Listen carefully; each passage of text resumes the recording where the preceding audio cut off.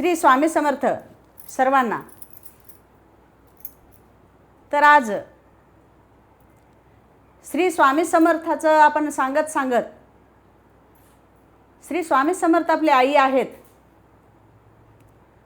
आणि योगायोगाने आज आपल्याला मातृदिवस आज असल्यामुळं आपल्याला थोडक्यात काहीतरी आईविषयी माहिती सांगणार आहे मी. मायविषयी आपल्या माईला आपण आई म्हणण्यापेक्षा माय म्हटलं तर खूपच चांगलं वाटत असतं, आहे का नाही.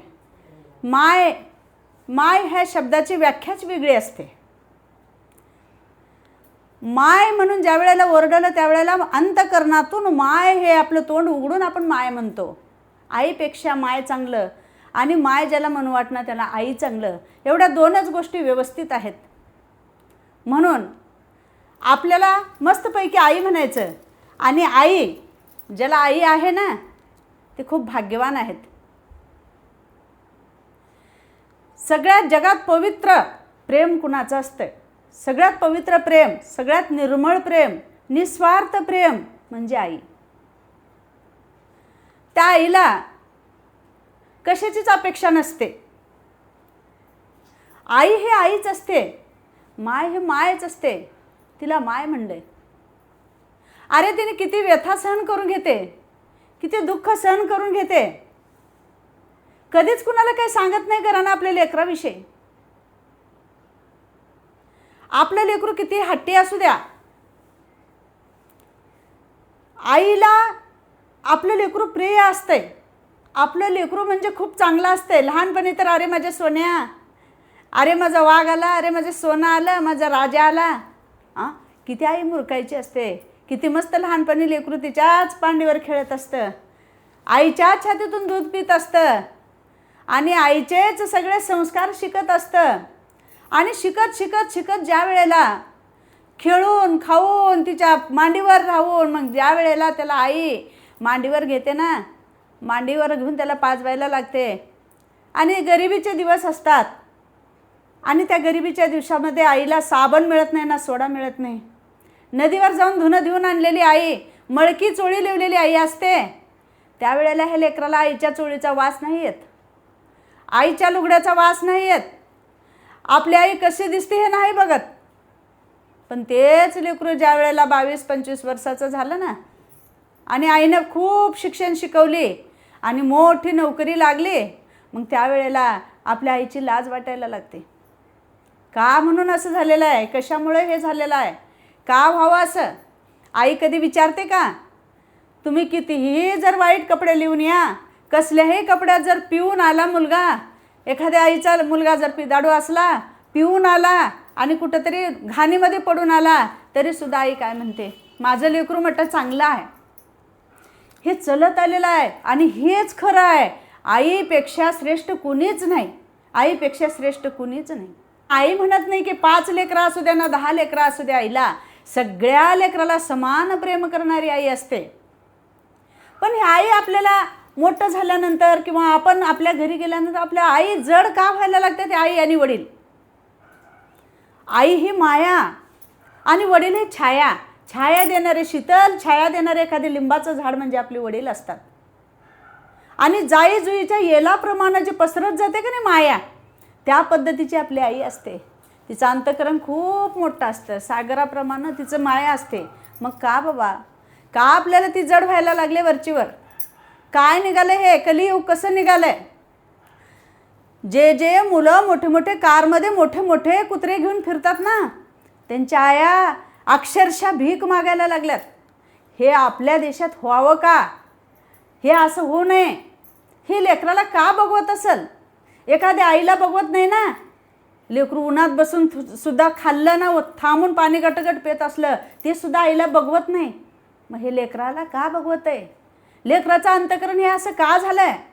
ह्याचं काळीज एवढं का झालं आहे? एवढा निष्ठुर हे मुलगा का झालेला आहे? कशामुळे हे फरक पडलेला आहे? सरळ म्हणतो आईला आमच्या काही सोसतच नाही. आमच्या माईला कधी कोण आलेलं सणच होत नाही. आमची आई कधी दानधर्म केलीच नाही. आमच्या आईला कोणी सोसणार? अरे सोसनातेच तू ढोंग्या एवढा मोठा झालास का? तू ज्या वेळेला मोठा झालास तुझ्या घरात कोणी आलं गेलं नाही, मग तुझ्या आईनं केलंच नाही का? आता जर काल जन्मून जर आपण आईला ज्ञान शिकवायला लागलो, येडी राहू द्या, आपली आई कशीही असू द्या, न शिकलेली असू द्या, पण तिच्याजवळ तेवढंच ज्ञान आहे आणि तिच्याजवळ तेवढीच माया आहे. मला सांगा तुम्ही, जी शिकलेली आई आहे, मोठ्या घराण्यातली आई आहे, तिची माया वेगळी, आणि गरिबाच्या घरची आई आहे, म्हातारी कोतारी आणि निव्वळ गरिबीमधली आहे, तिचं आणि शिकलेली नाही, तिचं प्रेम वेगळं आहे. असं कधी झालं आहे का? अजिबात नाही. दुधावरल्या साईप्रमाणे आईचं प्रेम आहे आपल्यावर. एखादी जर मुलगी आली ना माहेरी, मला असं सांगा वाटतंय खरंच, एखादी मुलगी जर माहेरी आली ना, तिची पिशवी कधीच रिकामी जात नाही. असं कित्येक महाराज आता कीर्तनामध्ये सांगतात, त्यावेळेला मला एवढं रडू येते का नाही. खरंच आई म्हणजे काय असते, आईचं प्रेम ज्याला माहिती आहे ना, ज्याला आई नाही त्याला विचारा आई म्हणजे काय असते.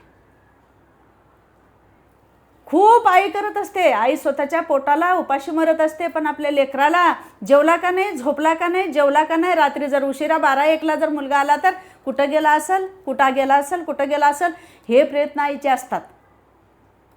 पण त्याच पद्धतीने लेकरूसुद्धा का माया करत नाही आईवर. आई मी आता आलो, तू झोपलीस का नाही. एक जर हाक मारल्या बरोबर आईचे कान तिकडेच असतात आणि दार काढते आई. का घुरघुस झोपत जात नाही आई. जे लेकरं आपल्या घरामध्ये येऊन आईसोबत सुद्धा जे किरकिर करतात, आईला वाकडं बोलतात, त्या आईची व्यथा काय असेल त्या आईलाच माहिती. तेवढं करून सुद्धा त्या आईला वाटत नाही की बाबा माझं लेकरू एवढं करलालंय, असं वाटतच नाही. घंटाभर रागवते, अजून नाही आलं तर बाहेर तोंड काढू काढू, बाहेर तोंड काढू काढू, रात्रीचे 1 वाजू द्या, 2 वाजू द्या, मुलगा आलाच नाही हो, मुलगा आलाच नाही हो म्हणते.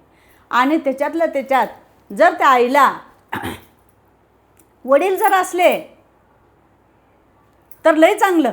हे दोघं मिळून तरी करू शकतात. दोघं मिळून जर एखादी लेकरू रान पडला असेल, एखादी लेकरू वाईट वागत असेल, तर त्या लेकराला कसं आपण व्यवस्थित करू हे दोघं मिळून तरी विचार करून करू शकतात. पण ज्या आईचे पती वारलेले असतात, मग तर बघा अंगावर काटे येऊ लागतात. त्या माऊलीनं कसा संसार करायचं, कसं लेकरं मोठं करायचं, कसं जगाकडलं हे बोलणं बोलून घ्यायचं, बाहेरच्या लोकांचं बोलून घ्यायचं, घरातल्या लोकांचं बोलून घ्यायचं आणि लेकरांना मोठं करायचं. तरीसुद्धा ती लेकरं नीट वागत नाही, मग त्या आईनं काय करावं. म्हणून आपण ज्या लेकरांना चांगले संस्कार दिला तर त्या लेकरांनी सुद्धा चांगलं वागायला शिका. तुम्ही जर आज जे काही केलात उद्या तुमचे लेकरं सुद्धा तुम्हाला तेच करणार आहेत. म्हणून आज माझ्या समोरचे प्रसंग आहेत, मी समोर बघितलेले आहे, जे आई घरामध्ये आहे खूप जड आई व्हायला लागली आहे.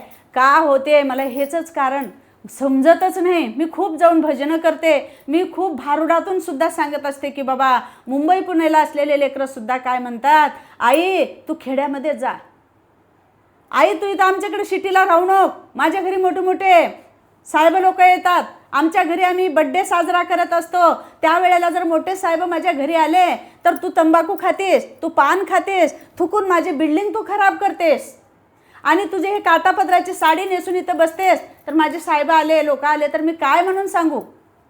अशी आई नसते आणि मला लाज वाटते तुझी, तू गावाकडे जा. मग काय करत आहे आईनं, एकच मुलगा आणि तो राहतो बाहेर, आणि मग मी जा गावाकडे म्हटल्यानंतर आईनं येऊन कसं खावं. ह्या गोष्टीचा विचारसुद्धा मुलांनी करायला पाहिजे. आई म्हणजे सगळ्यात मोठी आई आहे. प्रत्येक स्त्री आई आहे, कुणाची ना कुणाची प्रत्येक स्त्री आई आहे. मला हेवा देवा करायचा नाही, मला भेदभाव करायचा नाही. आज मी आई आहे, कुणाची तर मी आई आहे, कुणाची तर मी सासू आहे, कुणाची तर नणंद आहे, कुणाची तर भाऊज आहे. सगळ्या स्त्रीचं दुःख एकच असतं. पण ज्यावेळी माहेरी मुलगी येत असते आणि जायची धावपळ चालू राहते, उन्हाळ्याच्या सुट्ट्याला आई येत असते, मुलगी 2 लेकरं घेऊन येते, आई बिमार पडलेली असते, आणि ती मुलगी आल्यानंतर आली का रे तायडी, आली का रे तायडी सारखं म्हणत असते. मग ते घरातला नातू काय म्हणतो, नाही आली अजून, नाही आली अजून. मग ज्या वेळेला दारात बायडी येते ना तायडी, त्यावेळेला सांगत असतो, आजी आजी आत्या आली. म्हणल्याबरोबर निजलेली आई उठून बसते, खाडकन खाडकन उठून सरकत सरकत दारापर्यंत येत असते आणि हातात एवढा तुकडा घेऊन, आलं का गं माझं सोनं, आलं का गं माझी वाघीण, हे शब्द बोलून आई गळ्याला लावून घेत असते. तांब्यावर पाणी त्या लेकराच्या पायाला देत असते आणि आपल्या तिच्या बगलातली लेकरं घेऊन मटामटा मुक्के घेत असते. नातवंड सुद्धा एवढे तिला प्रिय असतात. मग हे कुठं हरवत चाललं हे सगळं प्रेम? आताच्या आईला, आताच्या आजीला का वाटत नाही हे प्रेम सगळं? आताच्या मुलींना सुद्धा प्रेम का वाटणं गेलंय? हे होता कामा नये. मग ज्या वेळेला 4 दिवस राहून ते मुलगी जायला तयार होते, मग आई काय करते? कोणत्या सांदीतल्या 4 मिरच्या का असणं पण तिच्या पिशवीत टाकायला विसरत नाही. तायडे, मी पापड घातलेला आहे, पापड घेऊन जा, खारुड्या घेऊन जा. घरातल्या लिंबाऱ्याच्या झाडाप्रमाणे आईची सावली असते. खरंच आई असणं हे भाग्यवंताचं लक्षण आहे. जे भाग्यवान आहे ना त्याला आईचं प्रेम मिळत असतंय. ज्याचं दुर्दैव आहे त्याला आईचं प्रेम मिळत नसतंय. खरंच जे भाग्यवान आहे त्यालाच आईचं प्रेम मिळते. आणि ज्या वेळेला मुलगी जाते ना मग नवऱ्याच्या घरी, त्यावेळेला पिशवी भरून घेऊन जाते. राहू दे गाई, राहू दे गाई, तरी पण तिनं पिशवी भरून देत असते. मग हे कवर चालतंय जोपर्यंत आई आहे तोपर्यंत. म्हणून आज आईचं महत्त्व जाणून घ्या. जर आई आपल्या घरात आई नसली तर ते लेकरं रडायला लागतात. सोडून या गेली आई आम्हा लेकराला, सोडून या गेली आई आम्हा लेकराला. आई आई आई आता म्हणू मी कुणाला, आई आई आई आता म्हणू मी कुणाला. ही व्यथा त्या लेकरांची असते. माझ्या भजनात सुद्धा असंच एक बाई मरून गेली आणि तिचे 2-4 लेकरं टाकून गेली. ते सुद्धा मला फोनवर बोलत असतात की मॅडम तुम्ही मला आईसारखं वाटता, तुमच्या भजनामध्ये माझी आई असल्यामुळं मला तुम्ही आईसारखं वाटता, असं कमेंट करतात आणि असं मला बोलतात फोनवर. म्हणून मी तिला आईचं तर काय मी प्रेम देऊ शकत नाही, पण उगं मी सांगू तरी शकते की बाई मी आहे इथं, येत जा आणि काही काळजी करू नको. मी आभाळाकडे बघत बसते, मॅडम माझी आई दिसते का, असं सुद्धा त्या लेकरानं मला म्हणलेलं आहे. आणि ज्या लेकराला का नाही लहानपणी आई नसते, लहानपणी तिची आई वारली, तशा लेकराला सुद्धा मी घेऊन भजनामध्ये फिरलेलं आहे आणि त्या लेकराला सुद्धा आनंदी ठेवण्याचं काम मी केलेलं आहे. मी काम काय करते आणि मी कसं करते हे माझ्या आत्म्याला आणि मला आणि परमेश्वराला, माझ्या माय माऊली, माझ्या स्वामी समर्थाला, स्वामी समर्थ आईलाच ही माझी व्यथा माहिती आहे. म्हणून मी सांगण्याचा प्रयत्न करत असते आणि माझे डोळ्यानं रांजणासारखं भरून येत असतात मी जे काही सांगते ते. तर मला ज्या वेळेला आईचं प्रेम माझी आई दिली ना, स्वामी समर्थ आई मला झालेली आहे. मी खूप दुःख, मी खूप कष्ट भोगून मी पुढं आलेली आहे. हे शून्यापासून मी जग निर्माण केलेलं आहे. तर हे करत असताना आपल्या पाठीमागं कोण उभा असते? स्वामी आई माझ्या पाठीमागे उभी आहे. अरे कुणाच्या समोर झोळी पसरायचं, कुणाकडे हात पसरायचं? आपल्याला कुणीही देत नसते. गरिबी खूप वाईट असते.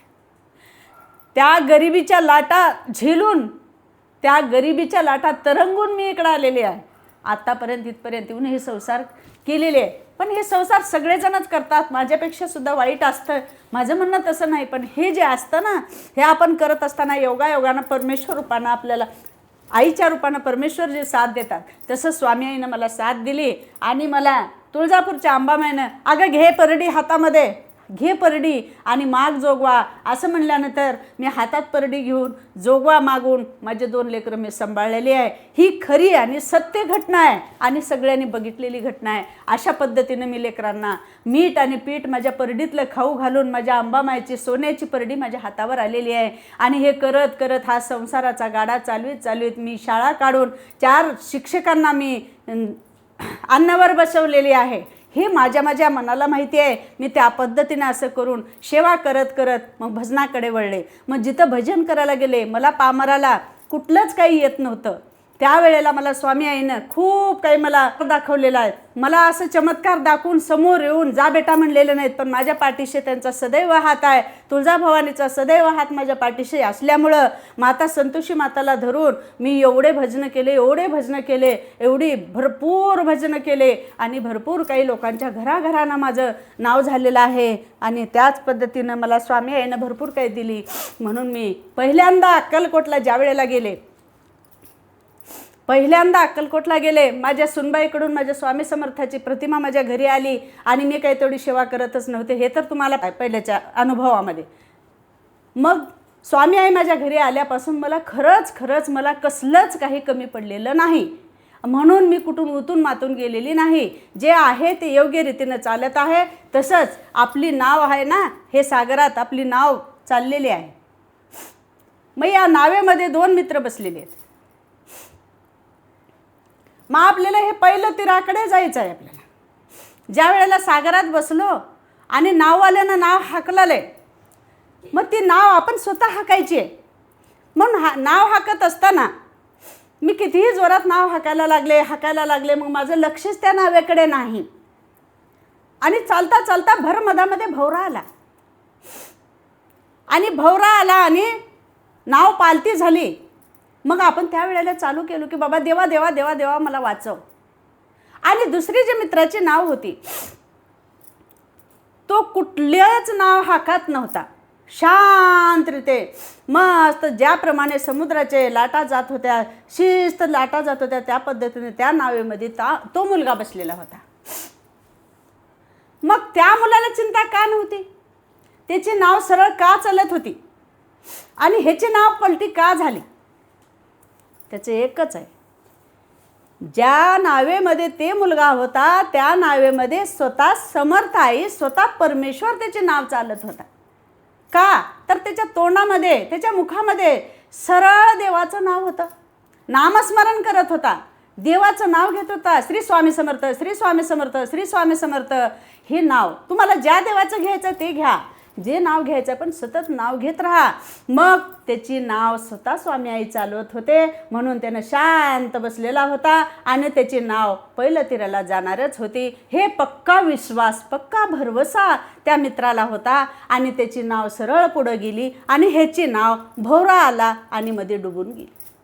तसंच प्रेम आज सगळ्यांच्या जर घरी एकमेकाचं प्रेम राहिलं, आईचं भरपूर प्रेम आहे, आईच्या प्रेमाला नाव ठेवणार कोणीच नाही. आईचं निस्वार्थ प्रेम आहे, पण मुलांनी सुद्धा त्याच पद्धतीचं प्रेम करा. काहीच लागत नाही आपल्या आईला. 1 भाकर तांब्यावर पाणी, मिरचू आणि भाकर द्या, पण क्षमा करा मला, मी असं सांगत असल्यामुळं घडी, परंतु तुम्ही आईची सेवा करा. तुमच्या घरीच भद्री, केदार, काशी, रामेश्वर, कुठलाही महादेव, पार्वती सगळे तुमच्या घरामध्ये आहेत, सगळे दैवत तुमच्या घरामध्ये आहेत. म्हणून तुम्ही आईची आणि वडिलांची सेवा करा. खूप काही कष्ट करत असतात, त्यांचे मन दुखवू नका. मस्तपैकी राहावा, छान राहावा. आणि मातृदिनाच्या सर्वांना शुभेच्छा. मातृपितृदेवता की जय.